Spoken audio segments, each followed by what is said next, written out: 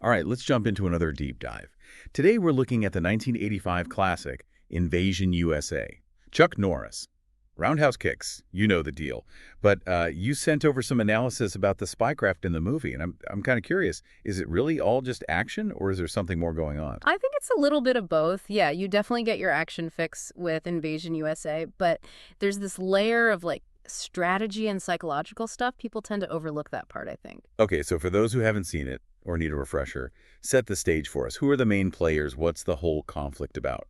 So you have Chuck Norris, of course, playing ex-CIA operative Matt Hunter, and he's up against this ruthless terrorist leader, Mikhail Rostov. Rostov, he's got this vendetta against Hunter, something from their past, and he basically launches these attacks on the U.S., to draw Hunter out and get his revenge. So it's like your classic hero versus villain, but with this personal twist. And if I remember correctly, U.S. intelligence, they know something's up, but they can't quite figure out Rostov's tactics. Right, exactly. Rostov, he's not your typical spy villain. He's more like a guerrilla leader using unconventional warfare. The whole goal is to destabilize the country, cause fear and chaos. He hits civilian targets, random locations, makes it nearly impossible for intelligence agencies to predict him. Yeah. That scene at the suburban mall, Yeah. that was messed up. Total chaos. It really shows how different Rostov is compared to, like, your typical Bond villain or something. Oh, for sure. It drives home the point that he's not playing by the rules of traditional espionage. He's using terror as a straight up weapon, targeting regular people, Yeah. shattering that sense of security that Americans kind of take for granted. Okay, so we've got this unconventional enemy, and then you have Hunter, the ultimate lone wolf, right? How does he deal with this kind of threat? Because he's not exactly working within the system. Yeah, he's off the grid completely, relying on his instincts, his past experience with Rostov, and of course his skills. Yeah. Stealth, observation, all that. He's like the classic lone wolf spy, but he's also got to adapt to this new enemy. Okay, there's that part where Hunter sets a trap for Rostov at his safe house. He knows Rostov will be drawn there, right? Yeah. It's not just about brute force. It's about understanding how Rostov thinks to outmaneuver him. Would you say that's where we see more of the spycraft coming in? Definitely. I think that scene shows Hunter being strategic. He's not just reacting, he's analyzing Rostov, figuring out his motivations, and then using all that to try to get ahead of him. Like a chess match almost. Yeah. And then, of course, you have the final trap. Man, that was a twist. It really subverts expectations and shows how sometimes deception and intelligence are way more effective than just brute force. Oh, yeah, totally. It's like the culmination of everything we've seen. Hunter, he kind of lets himself get captured, right? He lures Rostov and all his guys into this vulnerable position. And Rostov, he's blinded by hatred, just walks right into the trap. So at its heart, Invasion USA is a spy thriller, even if it's got a ton of action. Where would you put it on like the spy movie spectrum? Well, it's definitely a blend. It leans into the 80s action movie tropes. But those subtle spy elements are there. The cat and mouse game between Hunter and Rostov, the strategic thinking, those things lifted above just a straight up action flick, in my opinion. It's interesting how it satisfies both cravings. Yeah. The need for crazy action, but also that intrigue, the strategic stuff. It makes me wonder, though, how would Hunter's whole lone wolf thing work in today's world? I mean, with all the surveillance tech we have now, the global nature of terrorism. Oh, man, that's a great question. It really gets to the core of how espionage and counterterrorism have changed since the 80s.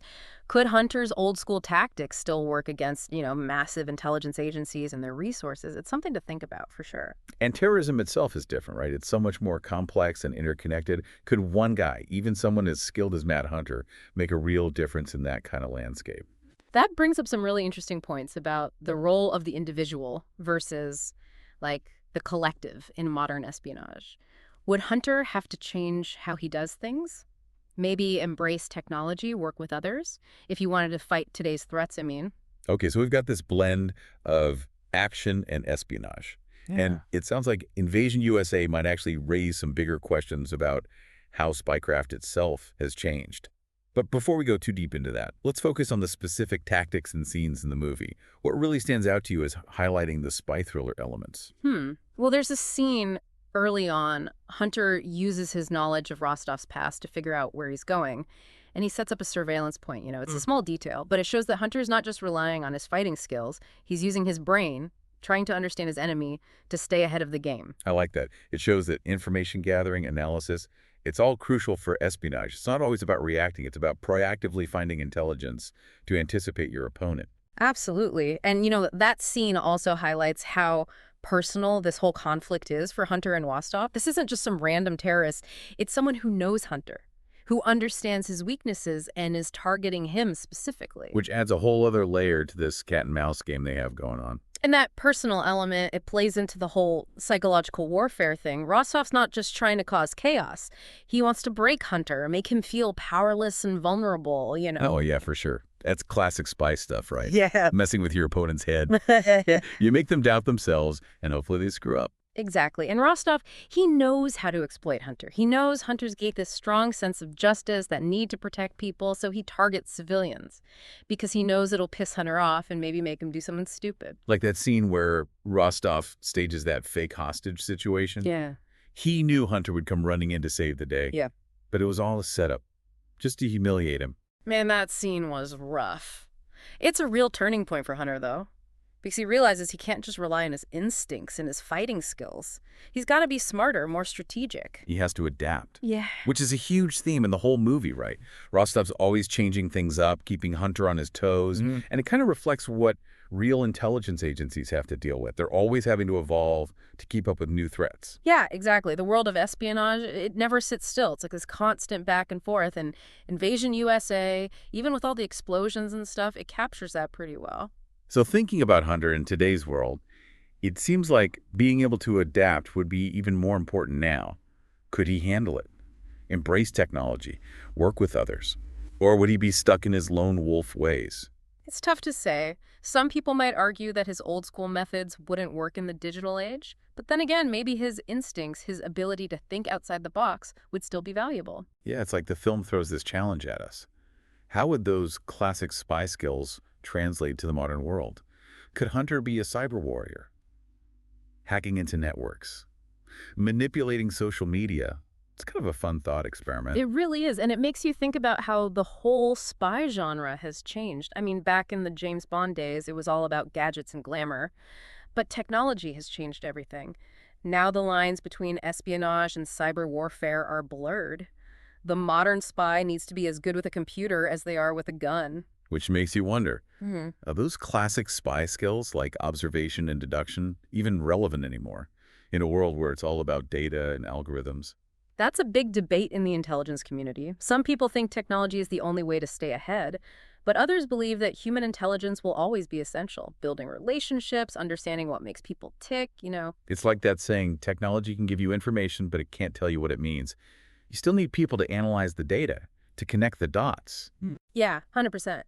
And that's where someone like Hunter, with his experience, could maybe bridge the gap between old school espionage and the digital world. So the ideal modern spy is someone who can combine those classic skills with the latest technology, like a hybrid operative, comfortable in the field and online. That's a great way to put it. And Invasion USA, even though it's set in the 80s, kind of hints at that evolution. Hunter shows that resourcefulness and adaptability that suggests he could make that transition. It's really cool how the film, even though it's from another era, can still spark these conversations about the future of espionage. But let's shift gears a bit. Invasion USA wasn't just an action film, right? It also reflects the anxieties and ideologies of the time. Absolutely. It's a Cold War film through and through. Patriotism, fear of external threats, the lone wolf hero defending American values, it's all there. It was a different time. Tensions with the Soviet Union were high. The threat of communism felt real to a lot of people. And the film taps into those fears, this idea of America being attacked. And Chuck Norris as Matt Hunter, he becomes more than just an action hero. He's like a symbol of American strength, standing up to tyranny, protecting the innocent. Though it's interesting to think about how the film's portrayal of violence might be viewed differently now.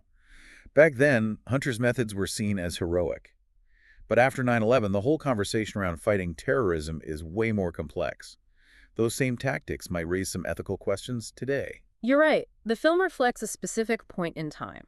And our understanding of what it means to be a hero, what's acceptable in a fight, those things have definitely changed. So even though Invasion USA is a product of its time, it's also a way for us to think about how our own understanding of the world has changed.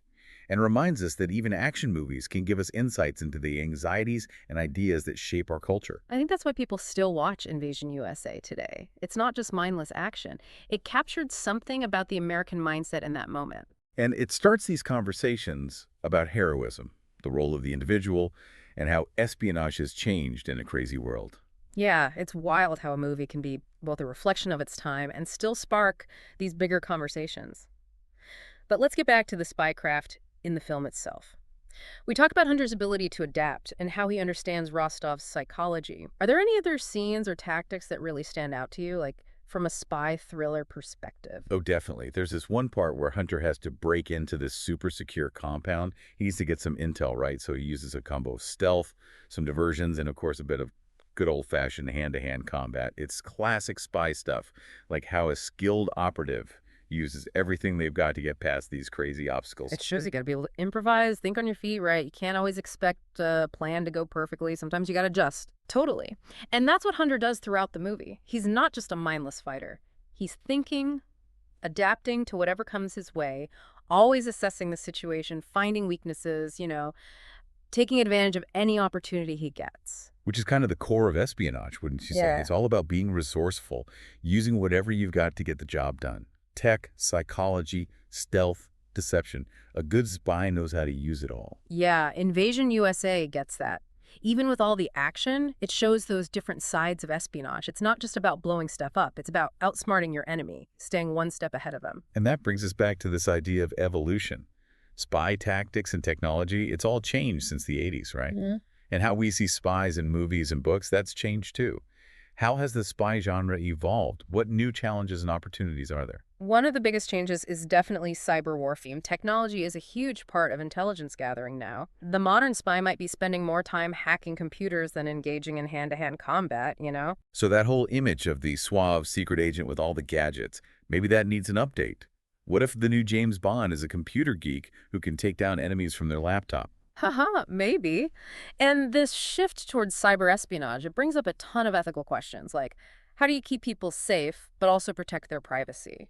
Where's the line when you're using tech to manipulate information or influence stuff? Those are some heavy questions that governments and intelligence agencies are wrestling with all the time. And films like Invasion USA, they can actually be a good starting point for these conversations. They show us how our ideas about espionage have changed and make us think about the ethics of using tech to gather information and, meddle in things. It's a good reminder that the world of espionage is never static. It's just like the real world, constantly changing. New threats, new tech, new ways of doing things. Spies and intelligence agencies have to adapt to survive. So what's next for the spy genre? Will we see more films that explore those ethical dilemmas of cyber espionage? Or will it still be all about action and adventure? My guess is we'll see a bit of both.